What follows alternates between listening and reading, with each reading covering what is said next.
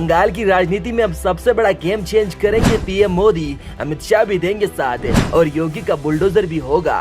ममता दीदी के लिए सबसे बड़ी मुसीबत बनी भाजपा सरकार। उधर योगी, मोदी, अमित शाह एक कमरे में बनाएंगे ऐसी रणनीति और इधर एक नई टेंशन में गिर गई ममता दीदी। जी हाँ दोस्तों, पीएम मोदी चुप नहीं बैठेंगे और अमित शाह ऐसी रणनीति बनाएंगे और उसके साथ योगी बाबा का बुलडोजर भी आएगा तो ममता बनर्जी की सरकार बिखरने के कगार पर आ जाएगी। लेकिन सबसे बड़ी बात यह है कि बांग्लादेश में जो हिंसा के खिलाफ कांग्रेस के किसी भी सदस्य ने आवाज नहीं उठाई सिवाय प्रियंका गांधी के।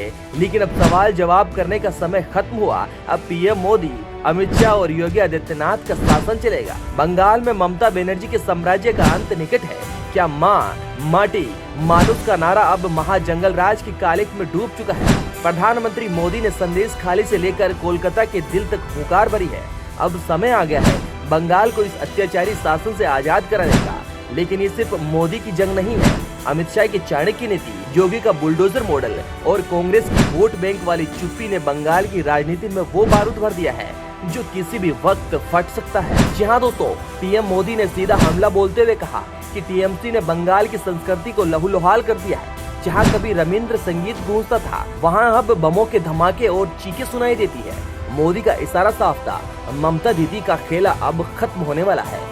वहीं गृह मंत्री अमित शाह ने पर्दे के पीछे से ऐसी बिसात बिछाई है कि टीएमसी के किले में दरारें दिखने लगी है। शाह ने स्पष्ट कर दिया है कि घुसपैठियों के संरक्षण वाली सरकार को अब सत्ता में रहने का कोई नैतिक अधिकार नहीं है। शाह का सीधा सवाल है, दीदी बंगाल को मिनी पाकिस्तान बनाने की इजाजत किसने दी? इस लड़ाई में असली मसाला तब जुड़ा जब यूपी के सीएम योगी आदित्यनाथ की एंट्री हुई। योगी ने दो टूक कहा, अगर बंगाल में अराजकता फैलाने वाले को सबक सिखाना है तो वहाँ भी यूपी वाला इलाज बुलडोजर जरूरी है। योगी का बंगाल दौरा सिर्फ भाषण नहीं बल्कि उन गुंडों के लिए चेतावनी है जो दीदी के आंचल में छिपकर मासूमों पर जुल्म ढाते हैं। राजनीति के गलियारों में चर्चा है कि क्या बंगाल में भी अब अवैध संपत्तियों पर पीला पंजे चलेगा। अब बात करते हैं उस विवाद की जिसे सुनकर आपका खून खौल जाएगा। दिल्ली में राहुल गांधी और मल्लिकार्जुन खड़गे ममता दीदी के साथ हाथ मिलाते हैं, लेकिन बंगाल में अधीर रंजन चौधरी उन्हीं पर आग उगलते हैं। ये इंडी गठबंधन है या राजनीतिक अवसरवाद का सर्कस? मोदी ने चुटकी लेते हुए कहा कि कांग्रेस खुद को लोकतंत्र की रक्षक कहती है। वो बंगाल में हो रहे लोकतंत्र के कत्ल पर फेविकोल पीकर क्यों बैठी है? क्या कांग्रेस ने मुस्लिम वोट बैंक के डर से बंगाल की बेटियों की चीखों से समझौता कर लिया है?